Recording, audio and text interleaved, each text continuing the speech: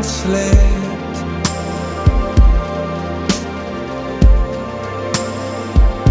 I think I do, but I don't forget. When I look right at Darius, just completely secure and quite giggly.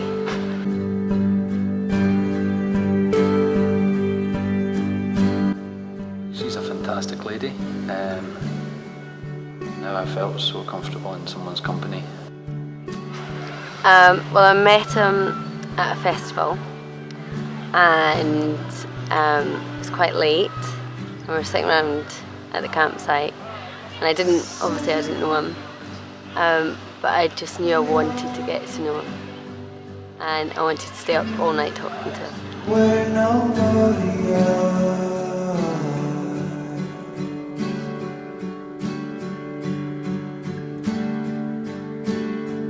I don't think I was supposed to feel the way I felt when I met her, to be honest. Yeah, no, she was a spark, and she took the piss out of my shoes for a while, and yeah, but definitely a character, and yeah, she was an intriguing wee lass. So, but every time I met her after that, again and again, it became a little bit more clear that she had something that I wanted to be part of, I suppose.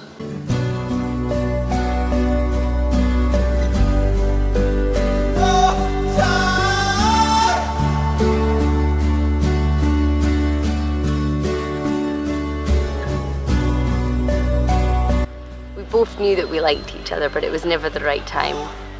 And I was away at college, or I was with someone else, or he was with someone else, but we always knew that there was definitely something there. And then years later, we met again at the same festival, actually, but years later, and knew that the spark was still there, and just decided that we should give it a go and see what happens.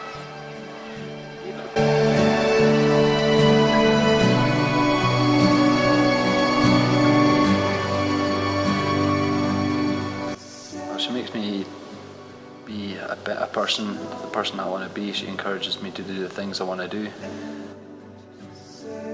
She shows me so much love. That makes me, I don't know, she makes me laugh every day.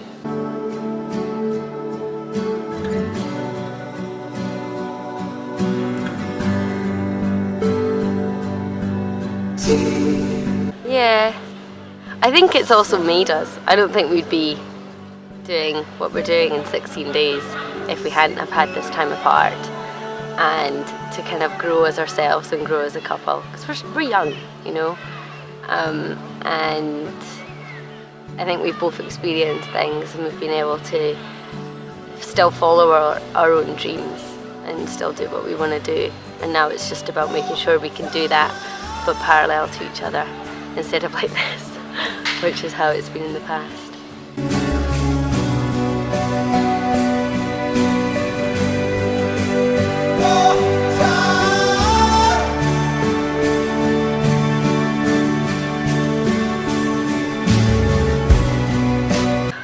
Basically, years ago, I always said, because I'm quite proud of my Scottish side, and I said that I'd only marry a man if he wore a kilt. And Darius at that point said, "Well then, I can never wear a kilt because I'm Swiss and English." Even though he's very proud because he was brought up in Scotland as well, and he considers himself Scottish as well. But he said he wouldn't wear a kilt, and I said, "Well, I guess we'll never get married." And then years later, after that, I had been out in California for 18 months working, and I was flying back, and he was standing at the airport in a kilt, looking all smart like this. I don't know, I kind of look back on it and go, geez, I'm a romantic fool, but I guess, oh geez, I don't know. I can't remember what I was thinking at the time, but I thought it'd be a laugh, and I don't know. A surprise is always nice, isn't it? So, she came back from California as well to kind of settle down with me, I suppose, and we'd had quite a difficult, I think she was out there 18 months, if not longer, and became quite tough, and we both knew that we had to kind of do something about it, otherwise we probably wouldn't be able to continue as us. And got impressed with the wee lady, you know.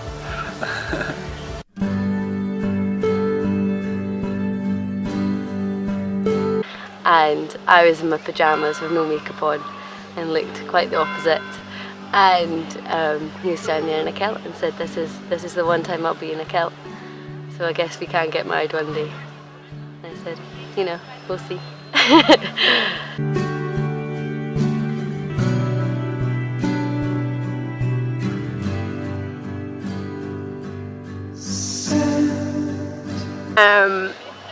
Well, my mum was moving from her house onto Canal Boat, and it was kind of not the house I'd grown up in, but we moved there when I was a stubborn 14-year-old, and went off in a huff because I didn't have phone reception, because it's a wee house in the middle of nowhere.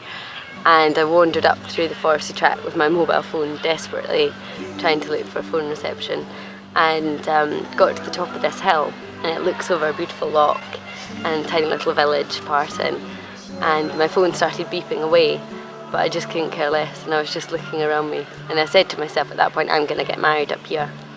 And it kind of became a bit of a joke, like I always said I would get married on this hill, thinking that of course logistically would it ever happen, and how would we make that happen.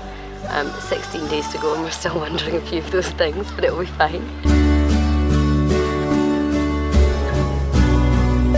Because this hill was my favourite place, and every time I was at home I'd always go up there with friends, and Darius taking me up there a lot of times. We were camping, and you know, just, I know it's the memory making hill. And we were up there on the Saturday night with a group of friends, and had a blanket and some beers, and we were just all chatting. And then on the Sunday we were desperately packing up the house, and I remember my mum saying, maybe you should just go up the hill and just relax. And Darius was saying, come on, let's go up the hill. And I was we've got so much to do, we can't possibly, haven't got time. I kind of knew that my parents were also arriving later on in the evening, and she wanted to do all sorts of nonsense first, which was just kind of delaying the whole thing, and I just wanted to get up there and do it. And yeah, she was doing her dawdling thing with absolutely clueless. And then Darius managed to get me up the hill, and now I know why my mum was so eager, because she was all in the know for quite a while before it happened. And we got up there and we got the same blanket out, there was beer, still didn't think anything of it, because that's what we'd done the night before and every time I was at home. And we had his dad's landy, and we sat on top of the bonnet, and Darius got off the landy and stood really awkwardly in front of me, and I was trying to take a picture of a boat, and was like, Darius, what are you doing, move out the way? And he just stood there really still, really straight, head on, and he said lovely thing. And then I kind of freaked out a little bit and started repeating, are you proposing, are you proposing, are you proposing right now? And he got down on one knee, and I was like, Darius, are you about to propose, are you proposing? And he said, well, I would if you'd shut up. And then he said, will I marry him, after a very lengthy, lovely proposal. And I just dropped my beer and jumped off on top of him, and we landed in Sheephu.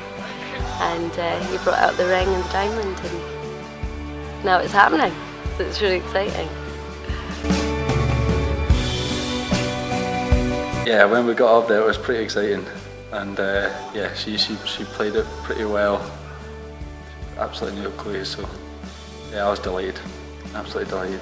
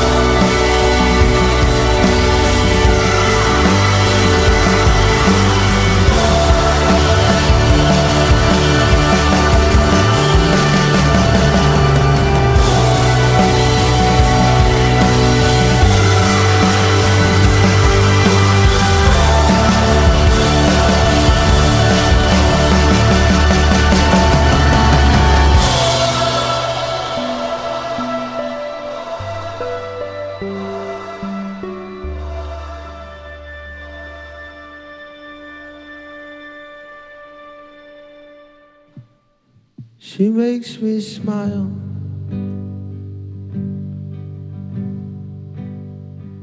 She thinks the way I think.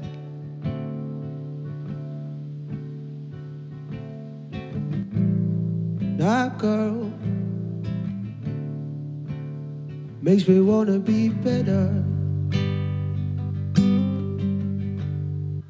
Well, I think they're very special individually, and then together they just, this is pretty much my wedding speech, but together they pretty much, they complement each other so well that it just works with them together. They are each other's thing, they're the base, they know what they're thinking and what they're doing and what they're talking about. They can do half a sentence and the other one gets it, and that kind of thing. I think there's a different kind of closeness. You know how obviously you want everyone who's getting married to be close and open and everything, but it's more than that. It's more than them kind of understanding each other. It's they know everything. They understand everything about each other. They get it, and it is a magical thing between them, but when you see it, you can't not see it as well. It's just there, and it's buzzing about them without them, you know, having to put in there's no effort to it either. It's just them. For him being so down to earth, and for her being very excitable, they just create this energy, and I think it's that energy between the two of them, which is the most important thing. And people do point out, they say, I wish you two would stop being so happy. They're both wild, they're both very honest, very caring. I think it's a good combination. They're both wild, so they even each other out. If it just would be one of them, it probably would be too much for the other, but they have both their wildness, I think. I've known Emily my whole life. I can't remember not knowing Emily. And you know, as you get older, you start to spread your wings and go different places. And Emily's been in America, Ireland, and they went to Australia as well. But it doesn't matter how long it goes between seeing Emily and now Darius as well. It's always the same, and she's just a really special friend. And Darius, they're just perfect for each other. You know, they make each other so happy, and they just complement each other beautifully. So yeah, I'm so happy for them.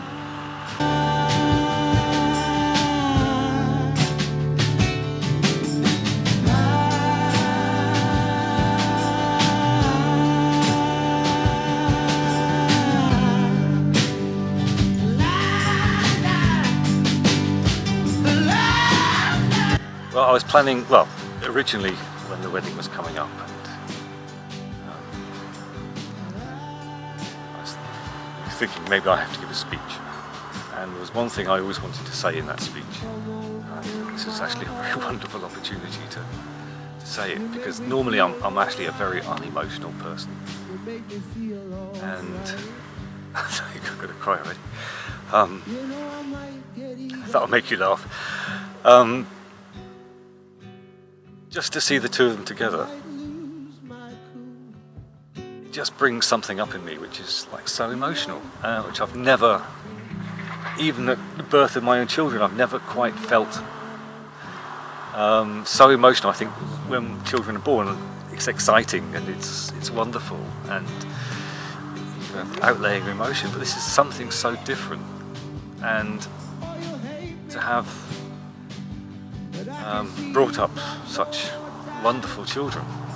All my 5 children are wonderful, and then you bring Emily into that as well. Every now and again I just well up, and I don't well up, and this has happened to me now. I'm holding it now, and maybe tomorrow, you know, I'll sit there at the table and the speeches are going on and somebody will say something, and you know, I'll have a tear in my eye, definitely. That's the biggest gift I can give, is that tear, because it doesn't happen. Well, I know they're happy, so they don't need my best wishes. They've done it. We've done it. It's happened, and hopefully it's been the most marvellous day for them and for everyone. And I know they'll be happy. I don't need to wish that. But I hope that all of our efforts and all of our planning and everything was how they wanted it and they got it.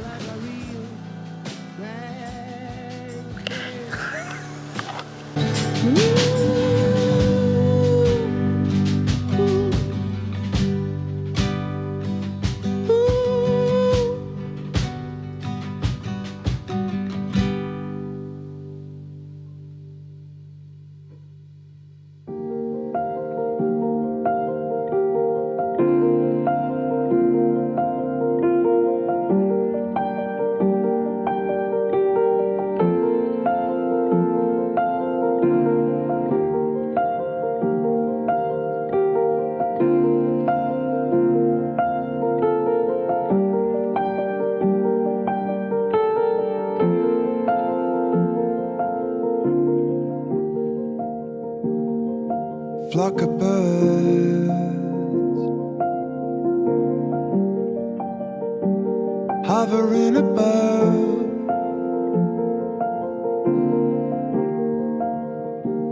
just a flock of birds. It's how you think of love. I've found myself from yesterday, last night, quite emotional. I think for months I thought I'm coming to a party, I'm a mini festival, I've got to make a speech, I've made 25 cakes.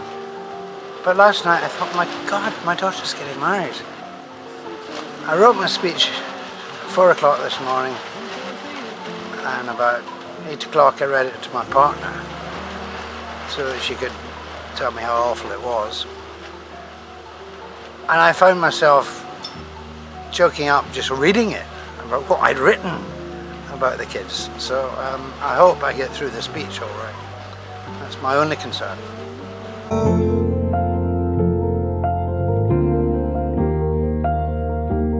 In the smoke and turn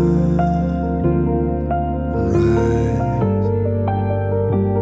following them up. I'll just say it's the biggest thing that I've noticed really is like when I showed up here and everything, you really get a sense of community. I was talking about this before with a few people, you, but you really get a sense of everyone coming together for one cause, but without any sort of want of anything for themselves. Everybody is just giving themselves. That experiencing all of that in itself is an experience, you know, really seeing that as a come together and just that as an experience is pretty cool. I mean, it's really quite amazing, yeah.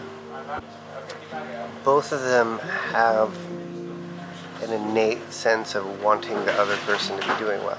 I can't wait for the moment of them giving their vows and to really see in themselves get what they're promising to give and to see the reaction from the other person. And that moment as a moment is where I want to make sure I'm really present in witnessing that. I mean, I think that'll be really special. Look up to the sky, breathe before the dawn, 'cause they fly on. Just absolutely fantastic. Rather overwhelming, and I think I'm getting emotional, but it's the most marvellous moment. Sometimes they are gone, they fly on. Very emotional, incredible. Just I've been practicing my vows, and it just brings it home of what I'm doing today. And yeah, can't believe I'm marrying the woman of my dreams. Hovering above. It feels amazing, but it feels so right at the same time. Like, I didn't wake up nervous. I just kind of woke up like, why isn't he here with me right now? And I'm now gonna marry him in a few minutes. I don't even know what the time is, but I'm so excited. And we just need to do it. We need to do it. Look up to the sky. Miss Emily G, soon to be D. You are my all, my everything. My baby, my darling, my lover, my friend, and most importantly, my soulmate.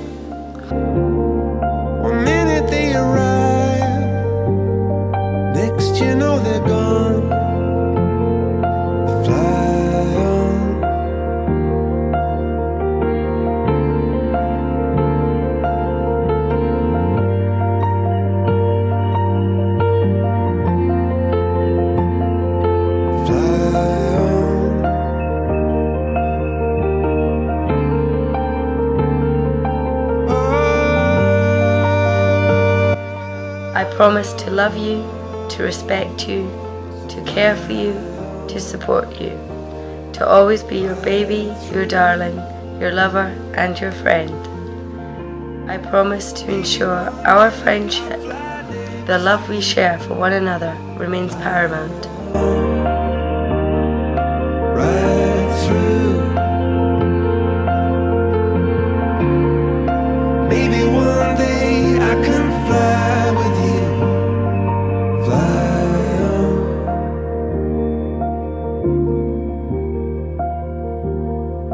Fly on.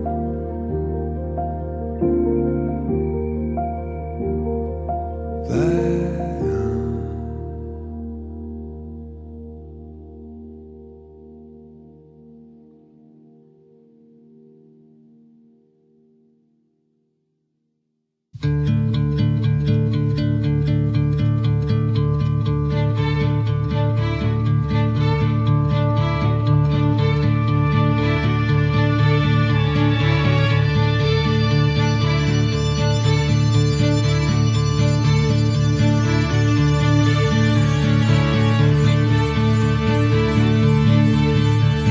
Sipping soar through the air, blows over the green to me. Leave behind spider lines underneath the tree where I was sitting. Fingers trailing through the grass, gently kiss my thoughts as they go.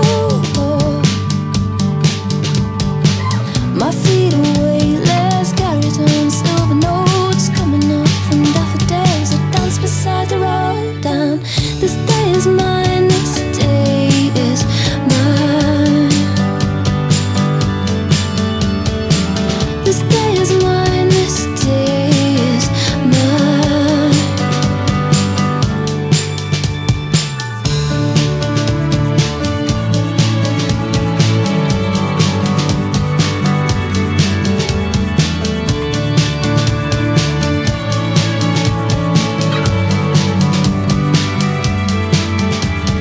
Cotton leaves past my feet, tickling the ground as they go. Cardigan on my shoulders, taking in the colors of the park. I've got the feeling. So glad that you all be here because it's been the most amazing weather. I'd just like to show you that the sun is shining. Well, you can see them gleaming through here. But yeah! No, but you cheeky devils, you! And what a good wedding! Christ almighty! Is mine. This day is mine, this day is mine. This day is mine, this day is mine. This day is mine, this day is mine. Day is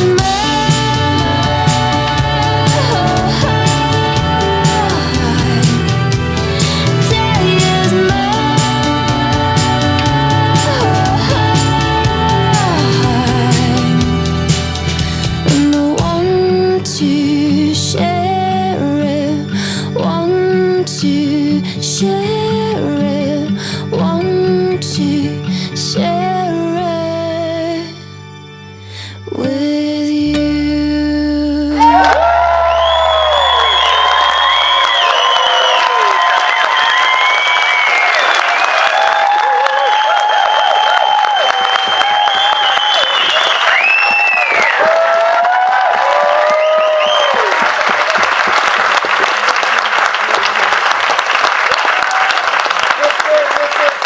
Mr. Darwell.